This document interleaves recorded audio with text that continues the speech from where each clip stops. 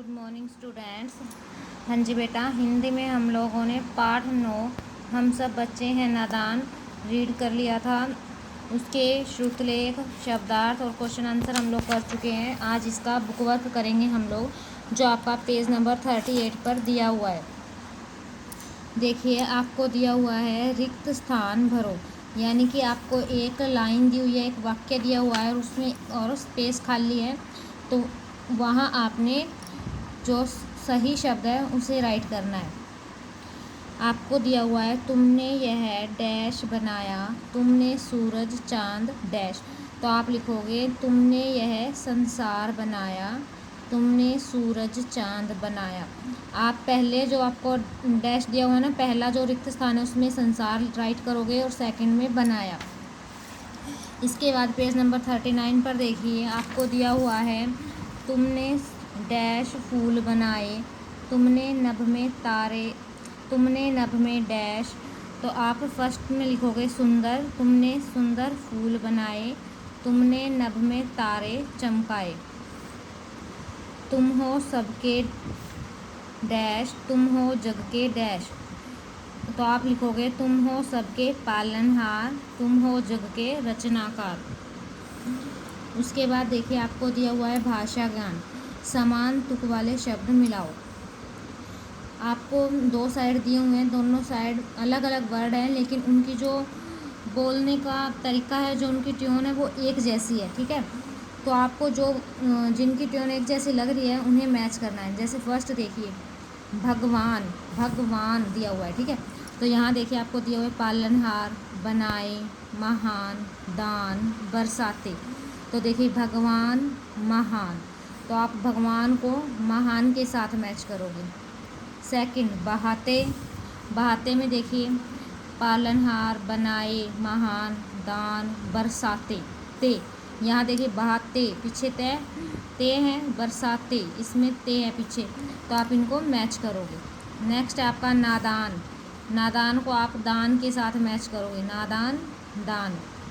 चमकाए, बनाए, लास्ट का देखिए आप, लास्ट का वर्ड देखिए इनका मिल रहा है ना, एक जैसा है, तो आप चमकाए, बनाए इन्हें मैच करोगे। रचनाकार, पालनहार, रचनाकार, पालनहार। उसके बाद आपको दिया हुआ है उदाहरण के अनुसार एक या अनेक लिखो। आपको उदाहरण दिए, जैसे कुछ आपको शब्द दिए हुए हैं और आपसे पूछा गया है वो एक है या अनेक है, यानी कि कई चीज़ें हैं, तो आपको ये बताना है कि वो एक है या अनेक है। देखिए जैसे बच्चे, बच्चे तो अब बहुत सारे होते हैं, एक बच्चा तो नहीं होता ना, तो आप लिखोगे अनेक। सूरज, सूरज आपको पता है एक ही होता है। फूल, फूल तो कई तरह के होते हैं, रंग बिरंगे होते हैं, अनेक लिखोगे फिर आप यहाँ, अनेक।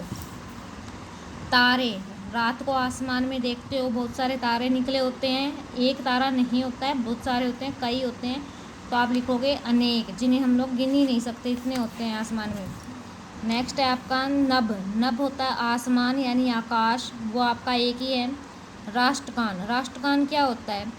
राष्ट्रगान जैसे आप सुबह प्रेयर करते हो तो आप नेशनल एंथम गाते हो, तो वो आपका एक ही है, ऐसा तो नहीं ना कि आपके अलग अलग हैं और आप हर रोज़ जैसे एक दिन अलग से गाते हो फिर नेक्स्ट डे अलग गाते हो, एक ही है आपका, आपको पता है अच्छे से, तो आप लिखोगे एक। भगवान, भगवान भी आपका एक ही है, आपको पता है, क्योंकि जो भगवान के नियम है वो अलग अलग होते हैं, लेकिन भगवान एक ही है। भगवान एक, और चांद, चांद भी आपका एक ही है। उसके आगे आपको दिया हुआ है कविता में एक ही मात्रा वाले जिन शब्दों का प्रयोग किया गया है उन्हें छांट कर लिखो। आपको कहा गया है जो आपने कविता पढ़ी है हम सब बच्चे नादान, उसमें जो भी एक ही मात्रा वाले शब्द हैं वो आपने छांट कर लिखने हैं। तो आप ये अपनी मर्ज़ी से लिख सकते हो, जो कविता में है जो आपको मिले वो आप लिख सकते हो। मैंने देखिए छांट छांट के लिखे हैं, वो कौन से हैं? बने, के, तुमने, बच्चे, हे, बरसाते, तेरा, बहाते। ठीक है, इन्हें आप आगे पीछे भी लिख सकते हो अपने हिसाब से, जैसे अब आप ये बुक वर्क खुद करोगे तो आप ढूंढोगे उन्हें, अंडरलाइन करोगे, तो जो आपका फर्स्ट आ रहा है, जैसे अब तुमने है, तुमने आप यहाँ लिख सकते हो, बच्चे यहाँ लिख सकते हो, जो आपको वर्ड मिलता जाए एक ही मात्रा का वो आप लिखते जाओगे। ठीक है, तो आज ही आपका बुक वर्क कंप्लीट होता है। इसे आपने अपनी बुक में ही फिल करना है। ऐसा नहीं है कि इसे आप अपनी फेयर नोटबुक में राइट करोगे, नहीं, आपने अपनी बुक में करना है इसको। ओके।